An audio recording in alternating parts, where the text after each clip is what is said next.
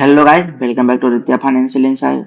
After the Trump tariff effect, 20 $19 billion bitcoin में swap जो हुआ था उसके बाद ब्लैक रॉक ने बहुत बड़ी इन्वेस्टमेंट किया है, जिसमें कि देख सकते हैं 45,000 BTC कॉइन लिया है, जो कि एवरेज प्राइस 1,05,000 पर है।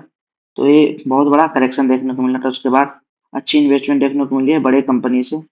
तो गाइस इस वीडियो का ट्रेडिंग पार्टनरशिप UVX है, जिसमें कि आप investigation code UMX AHX KY है। तो आप इसे डाउनलोड कर सकते हैं मेरे डिस्क्रिप्शन बॉक्स से। अगर आप मेरे डिस्क्रिप्शन बॉक्स से डाउनलोड करते हैं तो आपको कुछ ना कुछ अच्छे ऑफर देखने को मिलेंगे और कुछ बोनस भी मिलेंगे, तो आप इसे जरूर डाउनलोड करें। और गाइस मेरा सेकंड पार्टनरशिप BYT से है, जैसे कि आप देख सकते हैं 143791 ये मेरा इनविटेशन कोड है।